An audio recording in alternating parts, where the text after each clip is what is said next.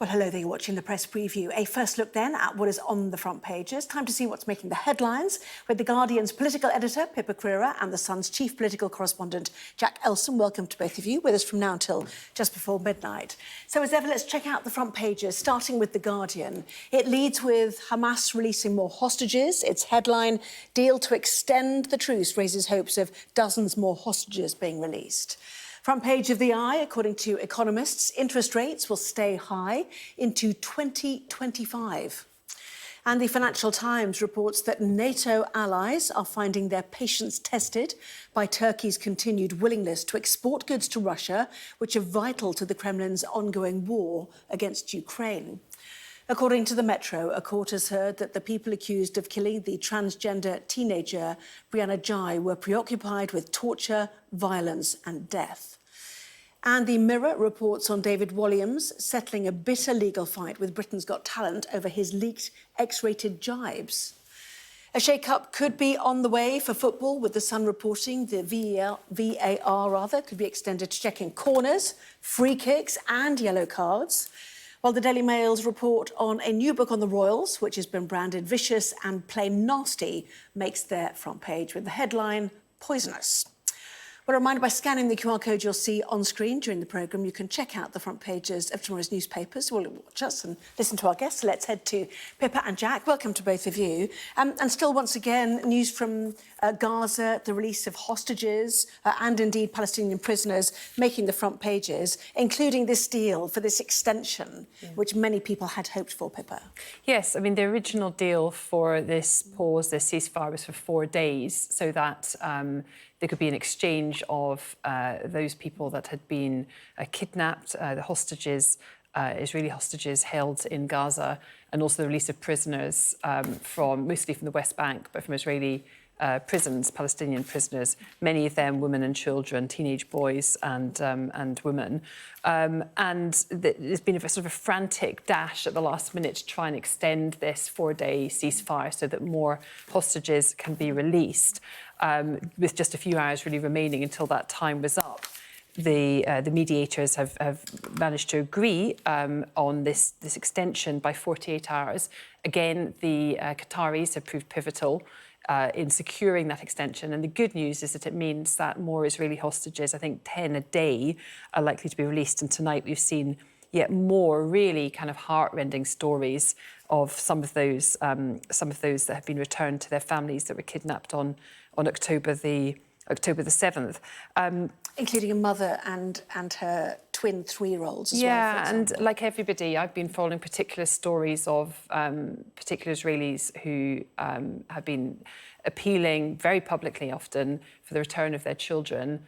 And some of those were reunited with their children today. So that has been really, really difficult, obviously, for them. And so it's very heartwarming to see that some of these people have been reunited. Of course, the situation in Palestine as well, in Gaza as well.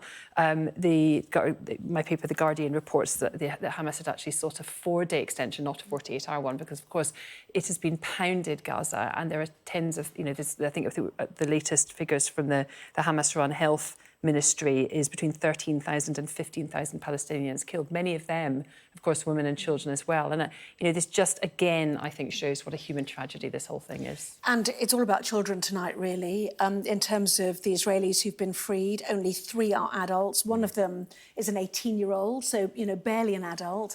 The 2 other adults are mothers of their children. And on the Palestinian side, 33 are being released. Once again, only 3 are women. The rest are minors, as they call them. Got some pictures, actually, of the prison. As you can see, the flashing lights. They were expecting the release there to head back into the West Bank. Again, it's a delay from the Israeli hostages. We've had pictures very recently of them arriving at a medical centre in Tel Aviv as well. So once again, following the pattern where they are checked to see how they are, to begin meeting their families once again, who've waited so patiently 52 days, with such fear for their lives, and this extraordinary moment for them of allowing their people back. But still, I think the estimate is 173 that still remain hostage. And what happens now is absolutely critical, isn't it? And how the 2 days follow. And then, once again, Jack, what happens after that? Completely. And I don't think anyone would not be moved by the footage which we have seen of children literally running into the arms of their parents after almost 2 months with Hamas terrorists in Gaza. Now, obviously, these pictures and images have put incredible pressure on Benjamin Netanyahu to extend this ceasefire, not just from within Israel, but also internationally as well. And we've seen the UN and Joe Biden come out tonight and really welcome this extension to the truce. However, make no mistake, Israel have been very clear that this is just that, a temporary ceasefire.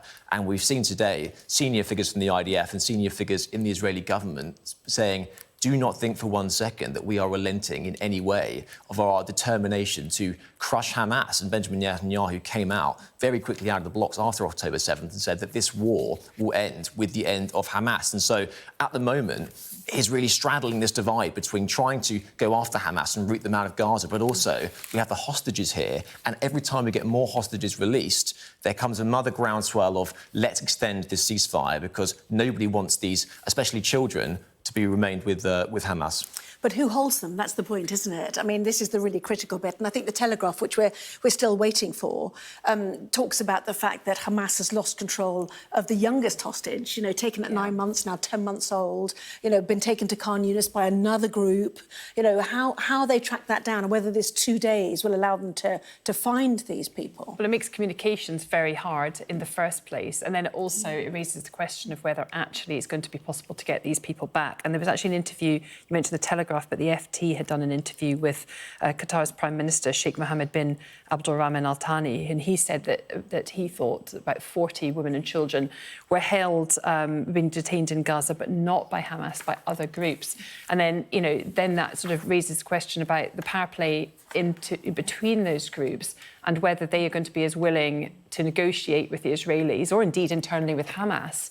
It just adds another layer of complexity to what is already an incredibly complicated situation. And meantime, more visitors, more kibbutz to be seen. Elon Musk in the Financial Times, alongside the Israeli Prime Minister there, as you can see. The paper suggesting he's been criticised on his social media platform X over anti-Semitism. He'd argue free speech, I suppose, or whatever. But, what's the significance of Elon Musk going there? Completely. And we saw lots of companies actually boycott then Twitter, now X, in the wake of these comments. And I think that maybe Elon Musk would deny this, but it seems to be a sort of a tour and an effort into rebuilding his international reputation here. I mean, here he is with the Israeli Prime Minister currently fighting a war against Hamas, and I think that he would want to, try and re-solidify his reputation after these comments. Yeah, the danger of liking something that people criticise, certainly. Let's move on to economic matters back here. Front page of the Eye. Interest rates will stay high into 2025. What's the latest, Pippa? Yeah, so this is on the back of an interview that Andrew Bailey did, in which he suggested that the outlook for the economy is the worst that he had ever seen, despite all the sort of promises from the government, the things that are, I think Jeremy Hunt, the words he used were, we turned a corner, and that things were looking a bit more optimistic. And the economists that the Eye has interviewed suggesting that his comments are actually a sign that interest rates may need to stay at the current rate of 5.25% until the beginning of 2025. Now, that timing is really significant because we're expecting a general election next year. I mean, the latest they could go is January 2025. I don't think anybody expects them to go that long. But the key point is that Rishi Sunak wants to be able to convince people that the economic grassroots of recovery is starting and that he is responsible for it and therefore they need to stick with him come an election. That gets increasingly hard if every month, when you have hundreds of thousands of people coming off fixed rate mortgage rates, they find themselves on a higher rate. And there has been this link made, some say it's been overstated, but regardless, between Liz Truss's mini budget and soaring interest rates and mortgage rates, this mortgage premium, this Tory premium that Labour have attacked them on, that in the public's mind is there. And the more people that come off their mortgages, these are often key voters choosing between Labour and the Tories potentially at the next election, find themselves still hammered by, or even more hammered by a higher rate. then, that inevitably will have an influence on how they end up voting at the general election. Yes, indeed. It's the Bank of England that sets interest rates, though, isn't it, I suppose? That's the critical thing. But can the government do anything to bring inflation down, which would then trigger interest rates to fall? But the whole point is the sunny uplands is what you need to promise as a government. And if you can't deliver that in what looks like a flatlining economy next year, that certainly makes the political picture look more difficult, doesn't it, Jack? Completely. And Andrew Bailey has made this warning just days after a very boosterish autumn statement from Jeremy Hunt and Rishi Sunak, in which they hailed tax cuts and said that the economy is going to be growing in the next few years. Andrew Bailey, with his interview today, has taken a bucket of cold water over that and has said, well, hang on a minute, because for the millions of homeowners over there, they're still going to be on massive fixed-rate mortgages and with crippling interest rates. And as Pippa said, this doesn't only sort of deal a bit of a dent to Rishi Sunak's credentials as a bit of an economic boffin and someone who sort of can really sort of navigate the economy in tough times, but also it's very, very personal to lots of constituents because they can feel that in their pay packets every month. They see it in their mortgage going up. Mm-hmm.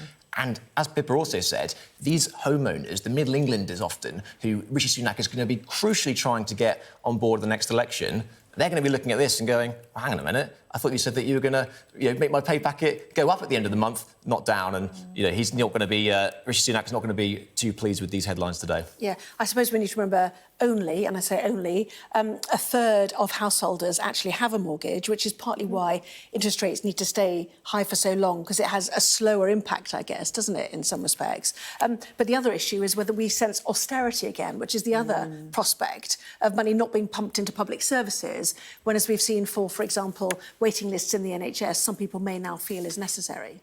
Yeah, and we're not only in a position where we've got one of the highest tax takes on record, but as well as people paying out more personal taxes, as well as obviously business taxes, they're not getting the public services that they feel that they deserve for the money that's going in.